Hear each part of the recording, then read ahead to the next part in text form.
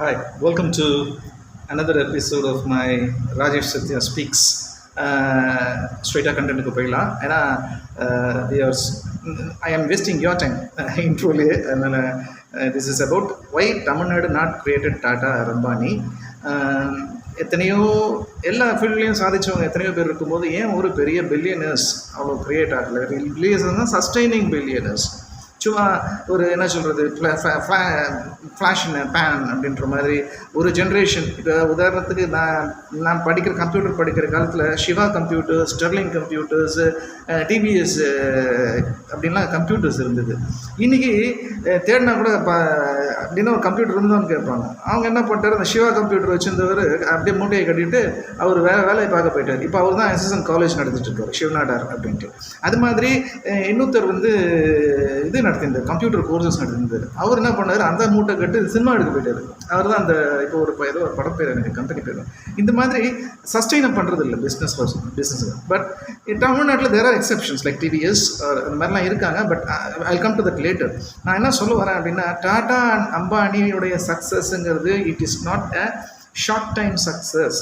ஏதோ ஒரு ஜென்ரேஷன் கிடையாது. இட்ஸ் அ லாங் ஸ்பேன், ஒரு 100 to 200 years. லைக் இப்போ கொக்கோலா இல்லை வாட்டெவர் நீங்கள் ஃபாரினில் ஒரு நேம் சொன்னீங்க அப்படின்னா அந்த மாதிரி it is a sustaining business. அது மாதிரி பிஸ்னஸ். அதுலேயும் ரொம்ப இம்பார்ட்டண்ட், டாட்டாக்கும் அம்பானிக்கும் ரொம்ப பெரிய டிஃப்ரென்ஸ் இருக்குது. Tata is a industrialist, whereas Ambani is a tradesman. ட்ரேட்மேனுக்கும் இண்டஸ்ட்ரியல்ஸ்க்கும் என்ன வித்தியாசம்னா, இப்போ ரங்கநாதன் ஸ்ட்ரீட்டில் இருக்கிறது, டி நகரில் இருக்கிற அத்தனை பேரும் ட்ரேடர்ஸ். அவங்க ஒரு புடவை அவங்க பண்ணது கிடையாது, புகுத்தியில் இருக்கிறதோ இல்லை சரவணா ஸ்டோரில் இருக்கிறதோ.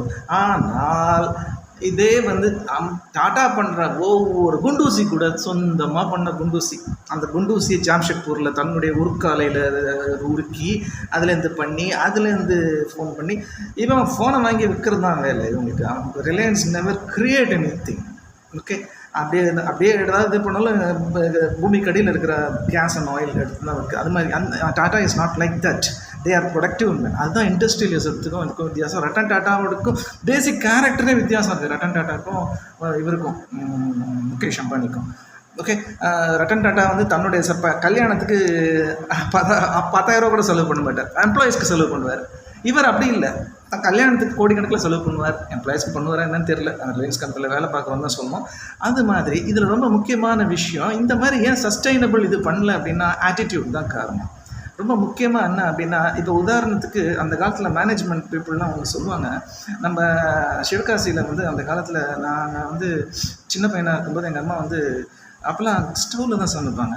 அந்த ஸ்டவ்வில் இதெல்லாம் கிடையாது, கேஸ் கூட கிடையாது. கேஸ் எனக்கு தெரிஞ்சு நான் சின்ன பையனாக இருக்கும்போது தான் கேஸை இன்ட்ரடியூஸ் பண்ணாங்க. ஹோட்டல்ஸில் மட்டும்தான் வச்சுருப்பாங்க. வீட்டிலலாம் நூத்தன் ஸ்டவ் ஒன்று இருக்கும். இன்றைக்கி அந்த நூத்தன் ஸ்டவ் காணும். ஆனால் அப்போ என்ன ஆகும், மளிகை லிஸ்ட்டில் ஒரு வத்திப்பெட்டி இருக்கும், சீட்டா ஃபைட் வத்திப்பெட்டி அப்படின்ட்டு. அதை வாங்கி நாங்கள்லாம் அதில் விளையாடுவோம். அதே மாதிரி ஆவின் பாலில் அந்த மூடி வச்சுன்னா அந்த வெண்ணெயை எடுத்துகிட்டு அதில் வி மேக் பிளேயிங் இன்ஸ்ட்ருமெண்ட்ஸ். அந்தளவுக்கு க்ரியேட்டிவாக குழந்தைங்களாக இருந்தாங்க. இப்போ செல்ஃபோனில் விளையாடிட்டு இருக்காங்க, அது வேறு விஷயம். இந்த மாதிரி பண்ணும்போது அந்த சீட்டா ஃபைட்டு அவங்க என்ன பண்ணாங்க, சர்வே பெருசாகிட்டே வந்தது. சிவகாசிங்கிறது இன்றைக்கி ஒரு பெரிய சைனாவே அலற மாதிரி ஒரு நேமை கொண்டு வந்த கம்பெனி. கேஸ் வந்தப்புறம் கேஸ் லைட்டர் கண்டுபிடிச்ச உடனே சீட்டா ஃபைட்டை தூக்கி போட்டாங்க நம்ம ஜனங்க. இதே ஃபாரினில் ஜில்லெட்னு ஒருத்தர் இருந்தான், அவன் பிளேடு கண்டுபிடிச்ச உடனே ட்வின் பிளேட்னு ஒரு டெக்னாலஜி வந்த உடனே இமீடியட்டாக ட்வின் பிளேட் அவனே போட்டான். இப்போ என்ன பண்ணி, அதாவது சீட்டா ஃபைட் பண்ண மிஸ்டேக் என்ன, I am in the match making industry அப்படின்ட்டான்.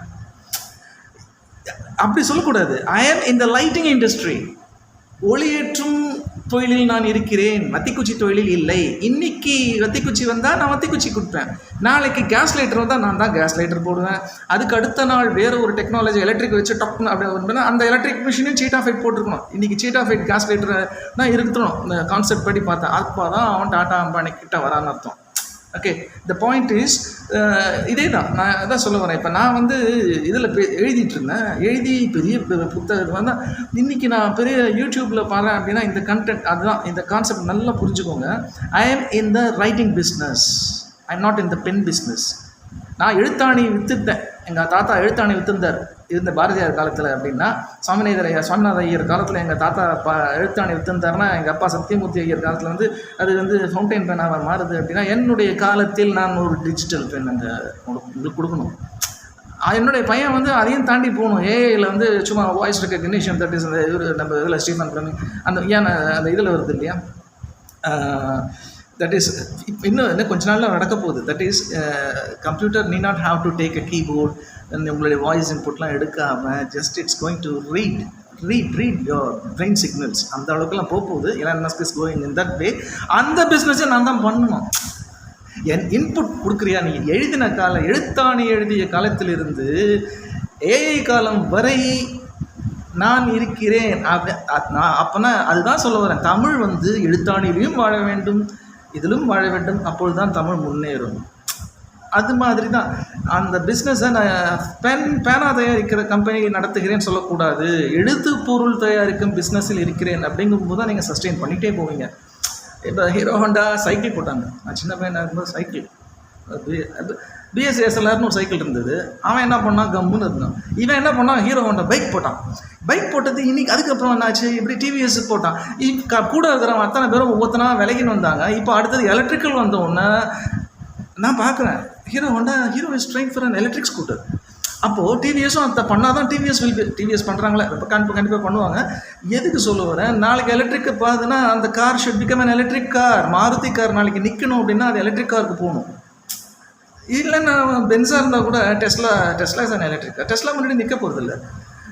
சிச்சுவேஷன் மாறும்போது அந்த டெக்னாலஜியை அடாப்ட் பண்ணிக்கணும். இதுதான் வந்து ரொம்ப ரொம்ப முக்கியமான விஷயம் சஸ்டெயின் பண்ணுறதுக்கு. இந்த சஸ்டெயின்மெண்ட் இல்லை, அதாவது கால மாற்றத்தை உணர்ந்து கொண்டு நாம் அந்த கால மாற்றத்துக்கு நம்மை நாம் தயார்படுத்தி கொள்ள வேண்டும். இப்போது நான் யூடியூப்பில் பேசுகிறதே கிட்டத்தட்ட அதோடைய ஒரு என்ன சொல்கிறது, ஒரு சின்ன ஒரு இதுதான், எக்ஸாம்பிள் தான். ஓகே, இன்றைக்கி நீங்கள்லாம் வந்து புஸ்தகம் வாங்கியிருந்தீங்கன்னா ஆனந்த விகடன் புஸ்தகம் வாங்கினா ஆனந்த விகடனில் எப்படியா உங்களெல்லாம் ரீச் பண்ணணும் தான் நான் பார்ப்பேன். நீங்கள் யூடியூப் பார்க்குறீங்க, யூடியூப்பில் ரீச் பண்ணுறேன். நாளைக்கு நீங்கள் ஏஐயில் போனீங்கன்னா நான் ஏஐயில் வந்தால் தான் நான் நிற்பேன், இல்லைன்னா நான் காண போயிடுவேன். அதுதான் பிஸ்னஸ். Okay, thank you. நான் வந்து அடுத்தது என்னென்னா, இதையும் நம்ம வந்து எப்படி வந்து பரம்பரை பணக்காரன் மட்டும் இப்படி சர்வே பண்ணுறான், மிடில் கிளாஸ் பீப்புள் ஏன் சர்வே பண்ண மாட்டேங்கிறாங்க அப்படின்னு தப்பு வந்து பீப்புள் மேலே இல்லை.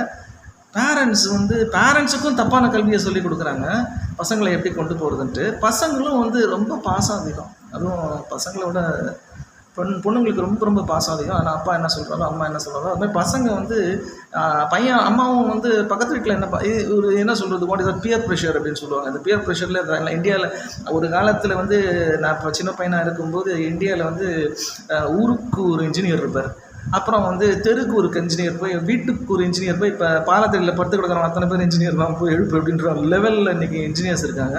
இது மாதிரி தான் ஐடி வருது. அந்த மாதிரி இல்லாமல் எல்லாரும் ஆட்டு மந்தை ஹேர்ட் மென்டாலிட்டின்னு சொல்லுவாங்க. இந்த ஹேர்ட் மென்டாலிட்டிலேருந்து வெளியில் வரணும். அதுக்கப்புறம் வி ஹாவ் டு சஸ்டெயின். இது ரெண்டுத்தையும் பண்ணும்போது தான் we can expect Tata Ambani. இதை பற்றி இன்னும் கொஞ்சம் எக்ஸ்பிளனேட்டரியாக I will explain in the next part. Thank you. Thank you so much.